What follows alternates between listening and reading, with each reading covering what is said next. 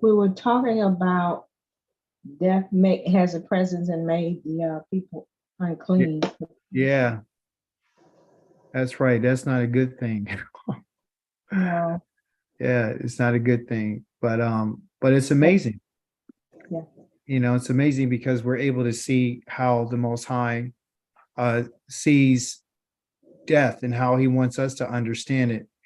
Like I said before, I believe the Most High is, he's letting us know as his people that, okay, I'm telling you guys what's going on so you can better be prepared for when I come, like you'll know. Okay, you really can't be prepared for the Most High coming, but if we want to find our way back to the Most High and be, acceptable to Him, then we have to change our mindset about who we are as His people, and we have to become, I would say, familiar with His ways and His paths. And often we think that that He's not observant, He's not watching us, and He doesn't listen to us, and He doesn't hear us because we're in exile, and that's not true. The Most High actually keeps a record of everything that you and I say, everything that we do, how we spend our lives. Dawid said that, my rising, my laying down, the deepest part of me. So we want to make sure that when we read the Torah, we understand that, even though we're not living in the presence of the Most High and He's not living in our presence, He does oversee the whole entire earth and all that's on it. And so what we're doing right now is we're trying to get a better understanding about Yah's ways, and He can show us some different things. Now, is He going to show us everything in the Torah? No, because that's why we go through our cycles. So whatever we miss along the way is perfectly okay, because we're going to continue to go through the cycle. You're going to hear me say the same stuff over and over and over again. Pretty soon, you might get, you be hearing the same words over again, and you'd be like, okay, I already know that, but I see it differently, right? So we're still growing. All right. Let's just read in chapter number 20. It says, the people of Israel, meaning the sons of Israel, the whole community entered the Sin desert in the first month, and they stayed in Kadesh. Then Miriam died. Okay. And there she was buried. So now we're going to have this death period of Miriam. We're also going to have, who else is going to die? Do you know? Aharon. Haron's going to die. Okay. So we're seeing is the leadership is about to die. Okay. And all this means is that it just jumped in the Torah portion. So it's kind of putting us almost at the end of the 40 years. We're in chapter number 20, and we're going to start seeing a lot of war, and we're going to see the Most High moving the children of Israel towards their promise, towards their land. Okay. So here Miriam dies, and the people, after she dies, there was no water. And I think from a mystical standpoint, some people have taken this and said that this rock was following them in the desert, and that's not something that could be substantiated with any text. It's just saying that there was no water, and they assembled themselves against Moshe and Aharon. This right here is a common theme for the community of Israel. But you have to ask yourself the question, why? Why does the Most High take away the water? Why does He bring them to places? Because He's directing them, right? And we don't want to forget that He's leading the children of Israel through Moshe and Aharon, but it's the Most High's decision. Remember, so how is He navigating them? By what method is He using to navigate them besides Aharon and Moshe? From which you understand about where we've been in the wilderness. Navigating them to a place of desolate, like there's nothing. Yes, and He leads them by what at night? Fire. Yeah, so they're walking sometimes in the night, and sometimes they're walking during the day, and the Most High determines where they're going, okay? Because He's leading them like a shepherd His flock. So He takes them to a place that doesn't have any water, okay? So we've got to think about this. Why? The answer is this, is that the Most High wants to see the response of the people. So what did the people do? In verse number 3, somebody read that for me. The people quarreled with Moshe, saying, "If only we had perished when our brothers perished at the instance of Yahweh." That's verse 2. Yeah. Okay.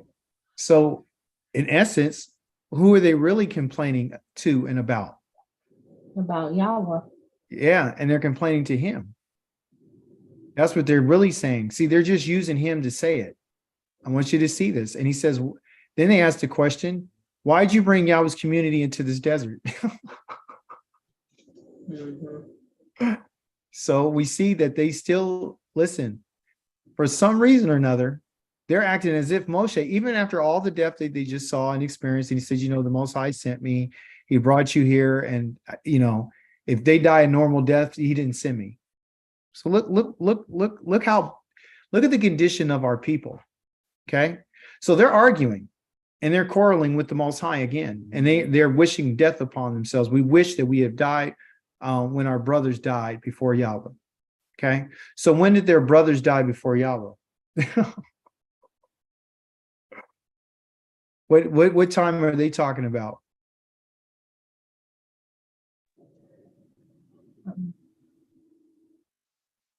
Which one? Because it could have been the time when they got all plagued and a lot of them died. It could have been the 14,700 that died. It could have been when they were complaining like Korach and them, they got burned up. It could have been like Dathan and Abiram that fell into the earth with all their families and all their possessions. It could have been that. It could have been any of those times. See, and they asked him, why are you bringing us into this desert? To die there? Okay. And we and our livestock. So the Most High is the one who's done this. Why? Why do you make us leave Egypt? Why? Why did you bring us to this terrible place without seed, figs, grapevines, pomegranates, and even water to drink? They're listing foods. Okay. But Moshe and Aaron, they left the assembly and went to the entrance of the tent of meeting, and they fell on their faces as normal, because this is what they do all the time.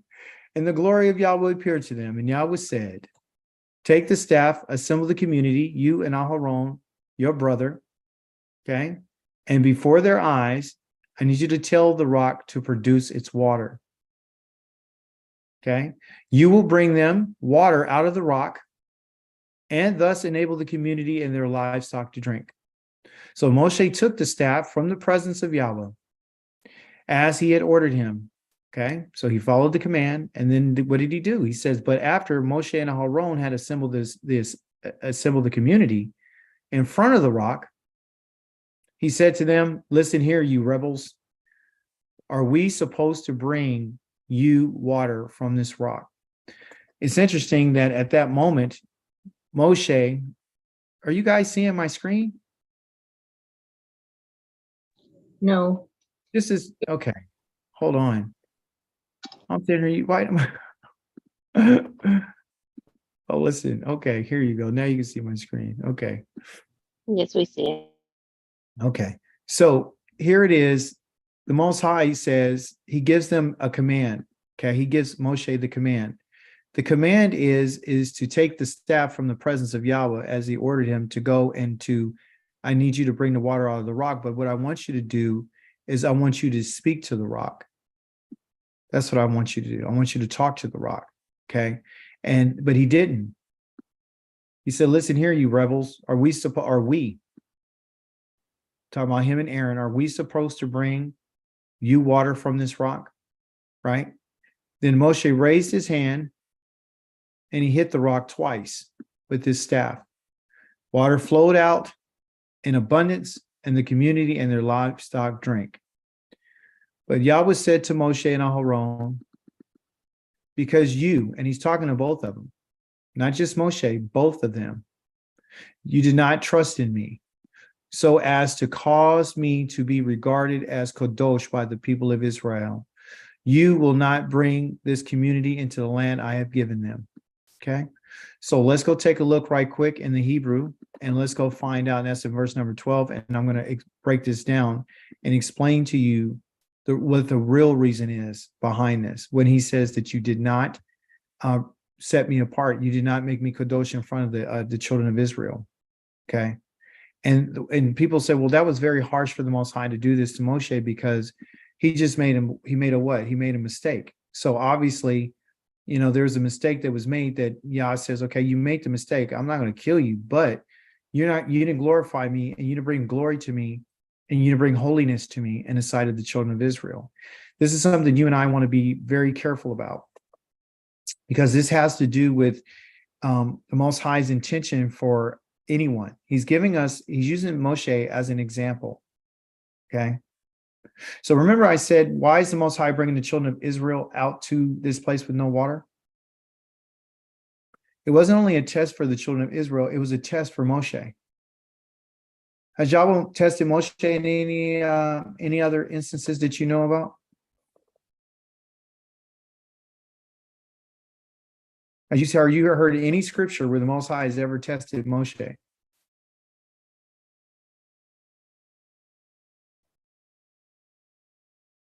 I can't think of any. There's not one, okay?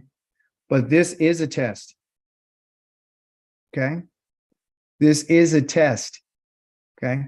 And it's not the emergency broadcast system. This was a test for Moshe. And we know Aaron has failed before. So look what he says. And he said Yahweh to Moshe and to El Aharon, because the Wayain Lo, you have not believed. Okay? Meaning you guys did not believe in me. You didn't believe in me. You did not aman. Okay? Aman means that you did not support what I said. You did not trust what I said. You did not follow through what I said. Okay?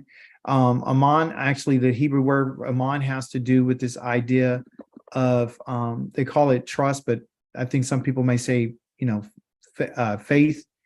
But aman is different. It means to confirm and to support something that the Most High said, meaning like you'll back up what has been spoken. You'll say, this is true. So what Moshe did, everyone, is that he violated the Most High in a way that caused him to be restricted from going into the land, okay? Which is a clue to us for the Most High telling us something about this experience, okay? This experience did not happen just here, this test right here. This was the final test for Moshe, okay? The whole time Yah's never tested him, okay? But this was the final thing to find out if he was fit to go into the land. So this has to do with going into the land. By the way, the word Aman also has to do, from an agricultural standpoint, it has to do with the idea of what they call a Hebrew word called min, okay? And it's just a mem and a noon, okay? And a mem and a noon called min has to do with a species, okay? And it means like here, this is water. And then this one down here is the seed, okay? To water the seed, it's a different type of species, right? And they call it a different kind, okay? It's a kind. So the Most High is putting a lot of emphasis on this word. And in English, you get a word called amen or amen. It's really called aman, okay? Remember how you used to be in church and they would say, amen? Pastor would say something, you say, amen, amen. Well, saying this, this is true. But this has to do with a certain type, a certain kind, okay? So the Most High is giving us a clue about there's a certain kind and there's a certain type of person that is only going to go on the land. The only people that are going to go into the land are the people that confirm Yah's words and they support Yah's words, whatever he says, okay? I want to be very clear that the Most High is not allowing anybody to go into the land that does not support his words or confirm what he has said, okay?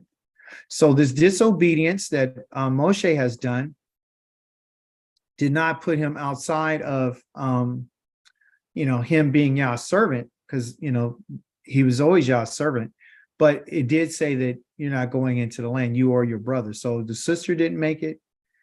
Moshe didn't make it. Haron didn't make it, and all the men from the age of 20 and up didn't make it because they did not confirm the words of the Most High. And that's our warning. Okay. Now, I told you that this started somewhere else. So let me show you what happened. Because there's two stories that about this water. Okay. So let's look at the first one. The first one is going to be found in the book of Exodus. Okay. The book of Exodus, which is called Shemot, and talking about, the names, and your name is your character. So we're going to look at chapter number 17. You can write this for your record. So it's in 20 and Numbers 20 and Exodus 17. They go hand in hand. All right. So now he says the whole community of the people of Israel left for Sin desert, not Sin, but Sin desert. Okay. And they're traveling in stages as Yahweh had ordered. And they camped at Rephidim. So we know this is somewhere totally different. He said, but there was what? There was no water. There's no agua potable. There is lo mayim. There is no water to drink for the people to drink. Right? So Yah led them there. Okay. This is the first time. Okay. The one we're reading in Numbers is the second time. So this has happened before. So the people quarreled. Wow, this is interesting. We're just in Exodus chapter number 17, and they just left in Exodus chapter number 13. So it's only not even 30 days into chapter number 17. Okay. So it's not that far from them coming out of Egypt. So you can see a pattern. So the people quarreled against Moshe. So let me ask you something.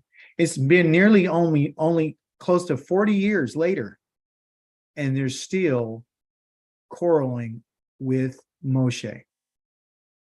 Do you see that? They're still quarreling. They're still arguing. They still haven't learned their lesson. Okay. And they said the same identical thing. Give us water to drink. But Moshe replied, why do you pick a fight with me? Why are you picking a fight with me? Just like he defended his brother last week when he says, who is Aaron? Remember? Who is Aaron? In our Torah portion, it wasn't last week. I mean, in terms of when that happened, but why are you picking on Aaron? Why are you trying to pick a fight with me?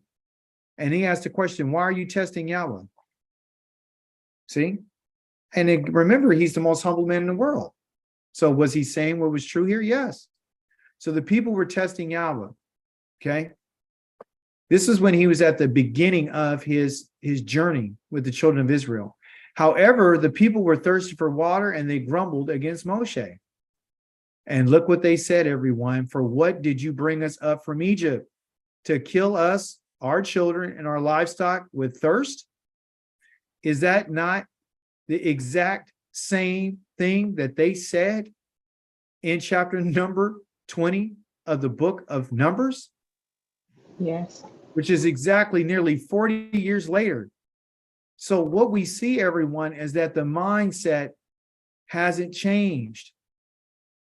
Okay. Well, what has happened is the mindset of Moshe has changed. Moshe is moving to a place of being, I think in the book of Psalms, it talks about that Moshe spoke up without thinking. They angered him so much that he spoke up without thinking. Okay. It was about something that he said. Okay. So look, what did you bring us up from Egypt? What did you bring us up from Egypt? For what did you bring us up from Egypt? To kill us? Our children, our livestock with thirst? Why are you testing me? I mean, Yahweh. And then Moshe cried out to Yahweh. He said, what am I to do with these people? They're ready to stone me. So he's very familiar with them and their behavior. Okay. I'm not going fast through this because I want you to see something. Moshe cried out to Yahweh, what am I to do with these people? Okay. So what was the difference between this statement and when he first started 40 years ago versus the one that we read just a few moments ago in Numbers 20? What's the difference?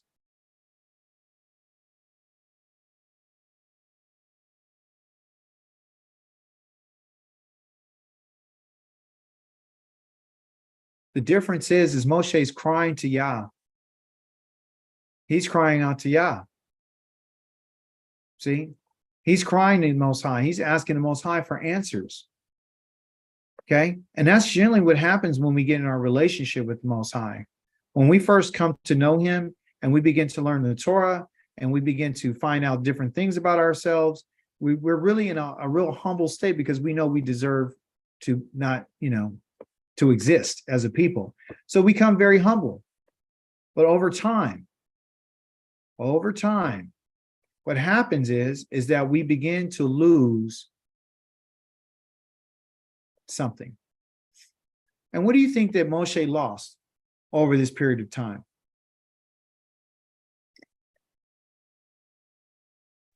Humbleness, connection with the Yeah, he lost that, and he lost his patience. And what he did too is he lost his tolerance. And really what it was, he got fed up. Okay, fed up. I'm done. I'm sick of these, what's. I'm sick of them. They make me sick. I'm tired of you just every day. You're complaining every day. This is what he's been dealing with. Okay. So the work that he had to do for the Most High required him to have patience, right? And tolerance. And this is something that he started to lose. And obviously in our Torah portion, we saw that he lost it. So listen what the Most High said. Yahweh answered Moshe, go ahead of the people and bring with you the leaders of Israel. Okay. So this time, the first time I told you, I want you to bring the leaders of Israel. And I want you to take your staff in your hand, like the one in Numbers chapter number 22 and 20, and one you use to strike the river and go. And I will stand in front of you there on the rock in Korev. I'm going to stand there on the rock in Korev. You are to strike the rock. Well, isn't that what he did in chapter number 20 of Numbers? Yes. And water will come out of it, so the people can drink. So Moshe did this in the sight of the leaders of Israel. Okay. And here's the deal. The place was called Massah because it's a time of, his name Massah because of what? Testing. All right. So the children of Israel were testing the Most High. Okay. Mirivah, because they were arguing, because of the quarreling of the people of Israel, because they tested Yahweh by asking, is Yahweh with us or not? Okay. Now this right here is the foundation of what we're reading in Numbers chapter number 20, which we're going to go back to. So the question they're asking everyone, they're testing Most High, and they're asking, is Yahweh with us or not? That's why the Most High brought them there. He brought them there, right? Because he knew they're going to say what they said. But he brought them here to this place on purpose so that they can find out whether or not Yah is with them or not. Okay, so I want you to remember that. Is Yahweh with us or not at that place? Now, going back to Numbers chapter number 20. Moshe took the staff from the presence of Yahweh, and as he ordered him, but the Most High told him to go tell the rock to produce its water. Moshe took the staff from the presence of Yahweh as he ordered him, followed the command. But after Moshe and Aaron had assembled the community in front of the rock, he said to them, listen here, you rebels. Most High never told him to say that. Are we supposed to bring you water from this rock? So you hear the arrogance. You see now that he's fed up. Then the Moshe he raised his hand and he hit the rock twice with his staff. Water flowed out in abundance, and the community and the livestock drank. So water did come out after he struck it, just like he did the first time. But Yahweh said to Moshe and Aaron, because you did not trust in me, so as to cause me to be regarded as kadosh by the people of Israel, you will not bring this community into the land I have given them. Okay. This is Mirvah spring. Okay, this is not Masa. Okay, this is not Masa. This is Mirvah. Again, spring. Up here is Mirvah too. Masa for the testing. Mirvah because of the quarreling. Okay. Now, going back to Numbers 20, ask the question, what was this all about, according to what we read in Exodus 17?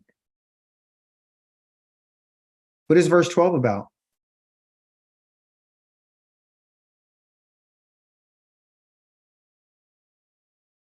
I'll go back to Exodus 17 and we'll go right here to verse number 7, where it says, is Yahweh with us or not? So what did Moshe rob the children of Israel from, and what did he rob and he take from the Most High? The fact, well, having to do with his holiness, the holiness of Yahweh. The water come from the rock, just speaking to it, so that they know that it was Yahweh that did it. Thank you. Right. So what Moshe did, and the reason why the Most High was so hard on him, and he even tells him later on, when Moshe tried to ask him to go into the land after he did this, Most High said, I don't want to hear from you no more about this matter. Don't bring it up to me no more.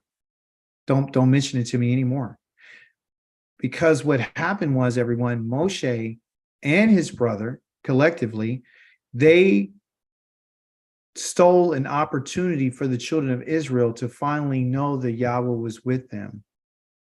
Okay, so when we look at it in the Hebrew scriptures, it says here that and spoke Yahweh, Wayomer Yahweh de el Moshe and the Wael Havron the Ya'anlo.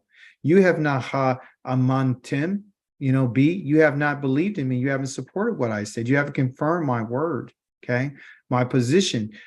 You the haki desheni. You did not cause my holiness to be shown in the eyes of the sons of Israel, and therefore, based upon this lakein, because therefore means to let it be established, because you see the palm of the hand and the noon right there, that I'm going to establish this, that you're going to, tabiu, you're not going to bring these people, the hakwal hall, you're not going to bring them, the hazeh, to this what? And you're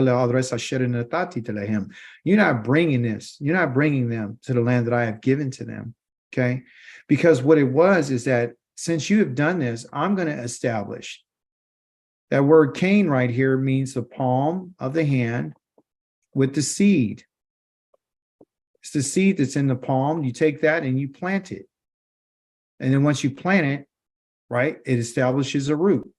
So the Most High is saying, because you've done this, lo thavu, you and your brother, second person plural, you and Aharon, not just Moshe.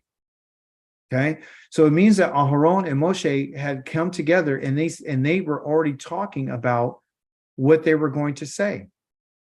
That was planned.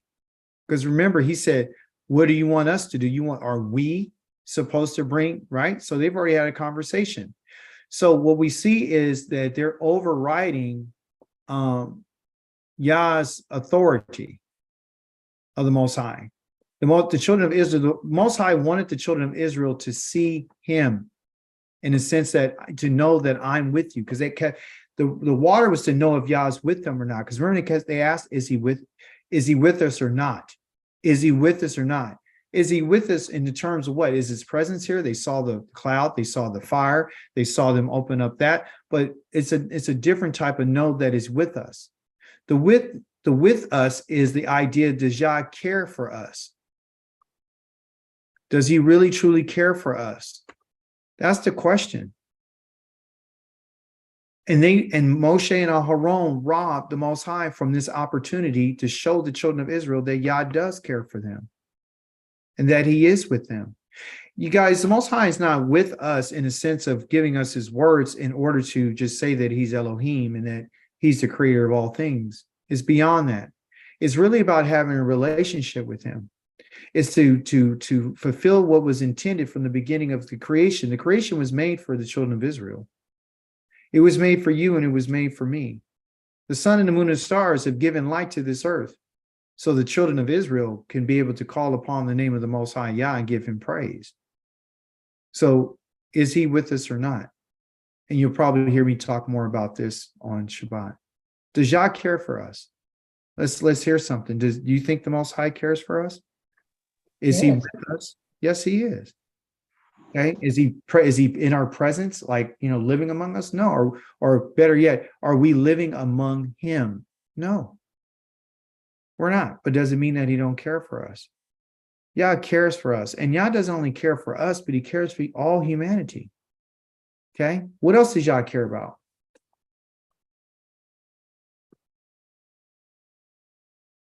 What do you know? What does he care about? Us following his commandments. Yes. He wants to know if we're going to keep his commandments. He also wants to know, let me see. So 104.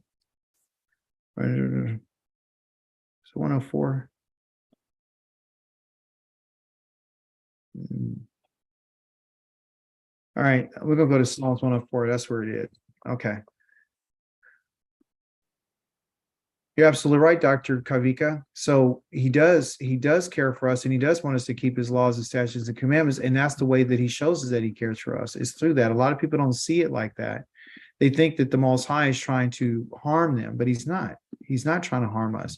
He puts us through different things and different tests to find out whether or not we're going to be faithful to him. Do we truly care about him? Because he wants to be in a relationship with us. Okay. And being in that relationship with us means that, okay, well, I'm the creator, so I want to make sure that they're all lined up with what I want them to do. And so here it is. Listen what the Most High says. He says, bless Yahweh, my soul. Yahweh, my Elohim, you're very great. You are clothed with glory and majesty. You're wrapped in light as with a robe, and you spread out the heavens like a curtain. And you laid the beams of your palace on water, and you make the clouds your chariot, and you ride on the wings of the wind, and you make wind your messengers, and fiery flames your servants. You fix the earth on its foundations, never to be moved. You covered it with the deep like a garment. You covered it with the deep like a garment, and water stood above the mountains. And at your rebuke they fled. And at the sound of your thunder, they rushed away, flowing over hills and pouring into valleys down in the place you had fixed for them. You determined a boundary. See, going to what the Kukai is, that the Kok or the decrees of Yah are what they would call boundaries. So he's even given boundaries for the waters and the stuff that's flowing over the hills. And where they cannot cross, and they can never cover the earth again. That's based upon a decree, everyone. So you make springs gush forth in the valleys like he did with the children of Israel. They flow between the hills and supplying water to all the wild animals. The Most High wanted to show Israel that I only care about you and your children. I care about your wild animals too. I care about that which is in your possession. Okay? But you got to give Yah time, and you got to give him space in order for him to show us what he wants to do for us. It's not going to be immediate, okay? And then he says, the wild donkeys quench their thirst, just like the children of Israel. So if Yah's giving water to the wild donkeys, and he's giving water to the wild animals, why wouldn't he give water to the children of Israel? You see, so it's just a lack of understanding on their part. He says, on the banks, the birds of the air built their nests, and among the branches they sing, because Yah gave it to them to sing. That sing right there in Hebrew talks about how a bird, every time you hear a bird chirp, everyone, it's called quana.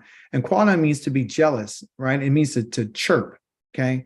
And sometimes they sing and sometimes they chirp for protection. So every time you hear a bird, it means jealousy. When you're chirping, okay, it's an awareness. Okay, he says you water the mountains from your palace.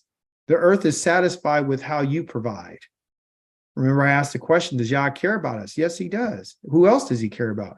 You grow grass for the cattle, and for people. You grow the plants they need to bring forth bread from the earth. So an attitude of gratitude and being satisfied for what the Most High has done. We only were able to eat today because the Most High provided the plants that we needed in the growth of the plants, and he programmed the plants to grow in their seasons so he can bring forth bread for all humanity, for people to eat. Wine gladdens the human heart, and oil makes the faces glow, and food to sustain their strength, letting us know that the very things that I grow out of the ground has a purpose. I gave you the wine so you can be happy in your mind and you can celebrate with me. I gave you the oil that comes from the trees of the olive tree, so it can put oil on your face and you can glow. You're not all ashy and dry.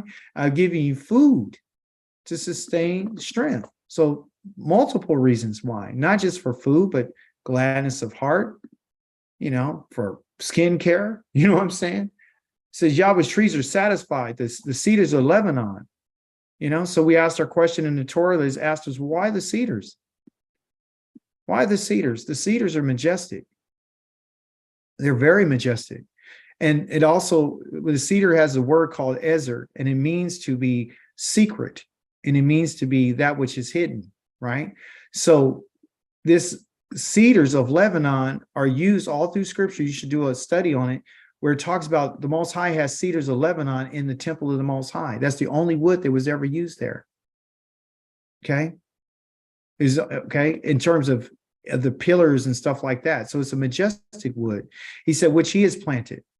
The Most High planted those trees. And it says, in them sparrows build their nests, like you saw the birds building their nests on the banks, while the storks live in fir trees. Trees are not just for decoration, they're homes that Yah has built for them. You understand? And so the wild goats are there in the high mountains, while the coney, he finds refuge in the rocks. And you made the moon for what? To mark the Moedim, to tell us when is Rosh Chodesh. And the sun knows when to set. Why? Because Yah has given it a decree, you see, and you bring darkness, and it's night. So when someone tells you that the day starts in the evening, you could tell them that you're wrong, that you don't know what you're talking about. When Yah brings darkness, it's night. Night means koshek, Lila, okay? The time when all forest animals prowl. So that's when they come out to go do their prowling. And he says the young lions roar after their prey and seek their food from Elohim. Well, what does the sun do? The sun rises. And they slink away. Who? The wild animals. And they lie down to rest in their dens when the sun rises. While you and I, the people, go out to their work, laboring on till when? Till the evening. You don't labor on until the night. You labor until the evening. You're unclean until the evening. You see? So Yah has a set time for people to do their work. I got up this morning. I got so much done. Guess what I got started to do it? I did it when the sun came up. I did my Torah portion 6 o'clock this morning, or 6:30, excuse me. That's when I did it. And then I got up and I said, okay, well, it's too hot to go outside and cut the yard, but I'll go wash the car. So I washed the car. Then the sun was going down. I said, well, let me get this in before I have class. So what I do, I cut my yard. I water my stuff. I water all my plants in my garden and all this kind of stuff, because that's when I'm supposed to do my work. You see? And then when the day is over, I'm going to labor until it's evening, when there's a mixture with the light and the darkness. Okay? So what variety there is in your works, Yahweh, and how many of them are. In wisdom you have made them all, and all the earth is full of your creations. So look at the sea, and so great and so wide, it teems with countless creatures, living beings, both large and small.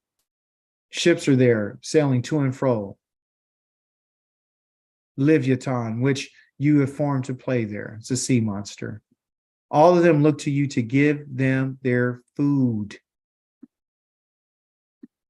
For us as a creation, because that's what we are, we're creatures too. I keep telling us that this is who we are, and we need Yah's provision, and we need his hand on our lives, and we need Yah to provide. If he doesn't provide for us, then we're done. Okay? And when you give it to them, they got to do something. When you give it to them, they got to do something. And that's what you and I got to do. We got to go out and gather it. When you open your hand, they're well satisfied. So our food security, our satisfaction, our full stomachs is all coming out of Yah's hand. It's not of your own hand. Okay. And here's the thing. If Yah was to hide, if you hide your face, they will vanish. Meaning your creatures and humanity. If Yah did not, if he would just hold back, if the Most High would hold back his hand, everyone would die. If he would hold back our breath, we would perish and return to dust. If you send out your breath, they're created. You see? And so we don't want to lose sight of, when we talk about this breath, breath is used to communicate, and it's used to communicate words. And Yah has used the breath to create. And you renew the face of the earth. Through what? Through the Most High giving breath to that which he creates. So the moment someone leaves the breath, that's fine, but he'll provide breath to someone else. And what he's doing, everyone, is he's renewing the face of the earth all the time. So when what's old leaves, something new comes in. When the seasons come, they come and they go. Harvest time, it's here and it's gone. You get what you get out of that, and you wait for the next one. And that's what the Most High has done. So may the glory of Yahweh last forever. May Yahweh rejoice in his works, and that's including us. When he looks at the earth, it trembles, and when he touches the mountains, they pour out smoke. So we know that the mountains that he stepped on, he must have touched it. That's why it had smoke come out of it and fire. He said, I will sing to Yahweh as long as I live, and sing praise to my Elohim all my life. Because that's only when you're living is when you're alive.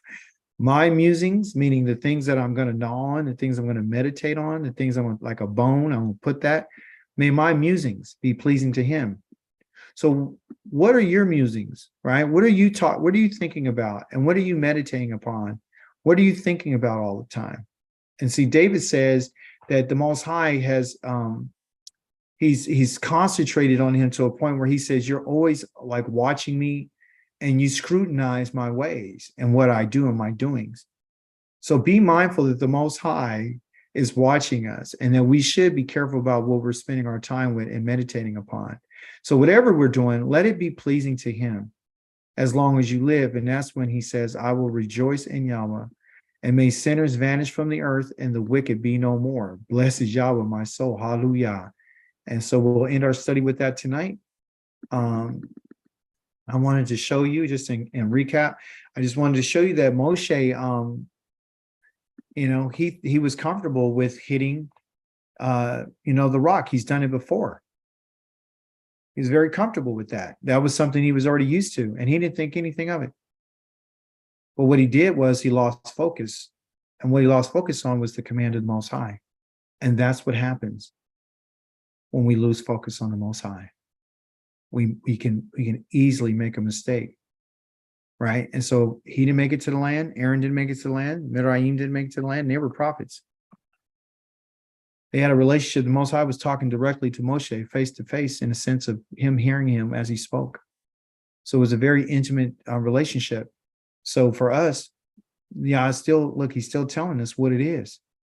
If I didn't let him in, I didn't let his brother in, and I didn't let the other people in, because the other ones were not wholehearted. And he himself, he wasn't the kind I needed to go in and to establish these people in the land.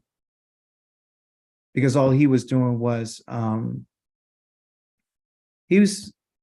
think, showing them that, hey, you can disobey. He showed them that. That's what he was showing them. He was showing them rage, and he was showing them that, to get your way and how to deal with situations is to get angry. And we can't serve Yah in anger, and we can't be mad at his people.